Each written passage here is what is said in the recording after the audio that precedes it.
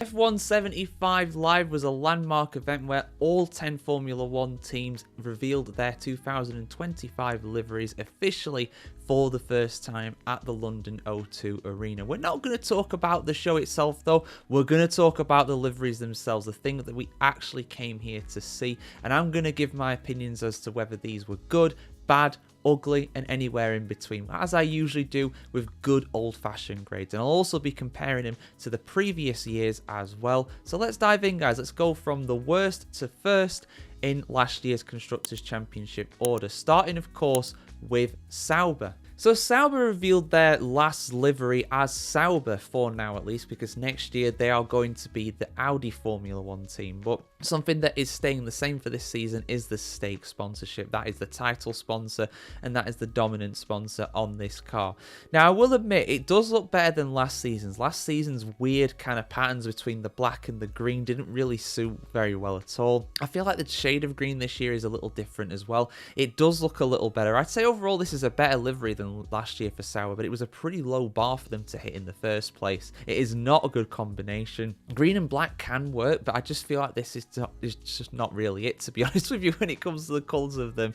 Yeah, I'd say overall this is not a particularly great livery. I'd give it a D grade overall. Disappointing, but probably an improvement over last season, which I'd probably give around an E grade. For Williams, it's a slightly different colour of blue. Instead of being dark blue and black, there's still black on there, but it's overall a different kind of range of blues, going all the way to almost a light blue on the car. The sponsors don't look too amazing this one. I mean, they kept the Duracell one there from last year, which I always think is a really cool way to incorporate it into the car.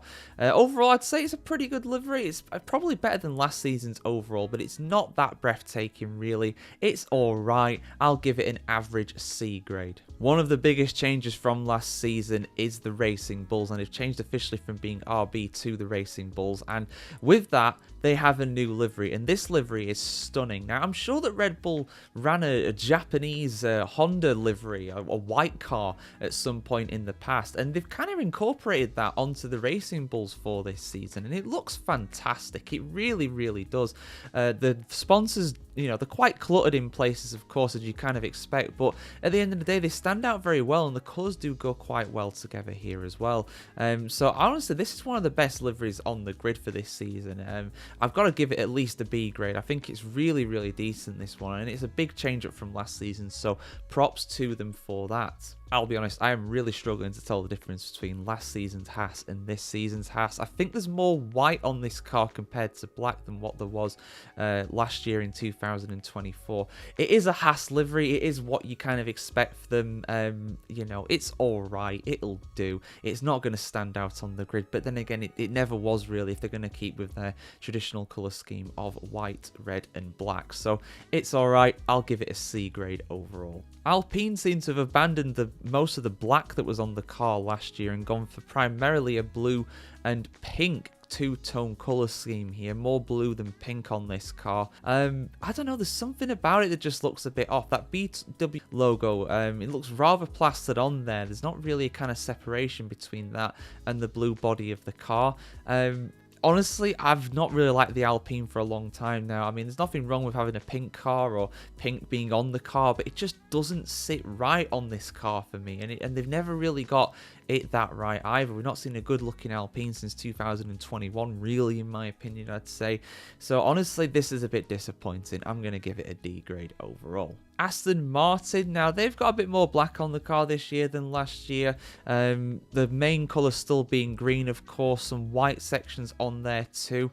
It does look rather bland, mate. I mean, the only kind of colourful part of this car is the rear wing with the Aramco sponsorship on there, but even that doesn't really save this. Again, this is just disappointing. It looks a bit dull. Maybe it'll look different when it's out on the track. That's the thing we have to kind of explain with these as well. They look different in a studio with these official photos, and when they're being wheeled out at the London O2 Arena at night, obviously they'll look very different in the daytime during races and also during nighttime races where the tracks are lit up as well. So again, for me, it's another D grade really with this Aston Martin livery. This is not a winner in my opinion.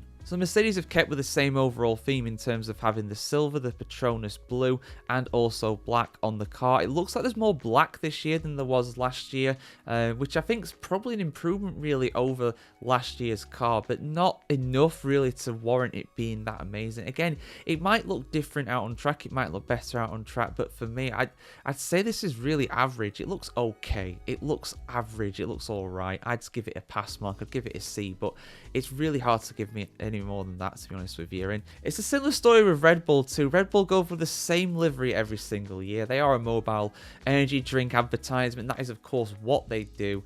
Why would they change that? The sponsors look exactly the same. The car looks exactly the same.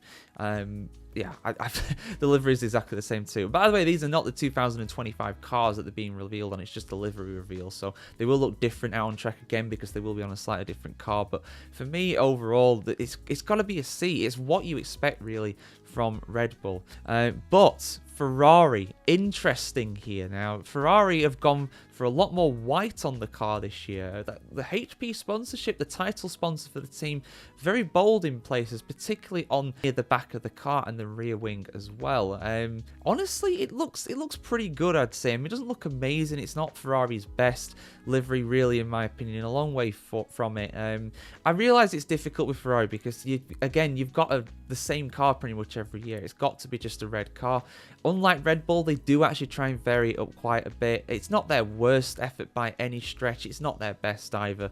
But it's still probably one of the best liveries on the grid, in my opinion. Not the best. I mean, that Racing Bull, I think, wins that category this year, I would say. But if I'll be generous. I'll give it a B. We'll see what it's like out on the track. Maybe it'll look better, but I'm honestly C borderline B, really, when it comes to that, I'd say. McLaren now, if you'd actually seen McLaren out on track at Silverstone or seen their reveal for the exclusive cars that they brought out for their Constructors' Championship last season, you've probably already seen this livery, really.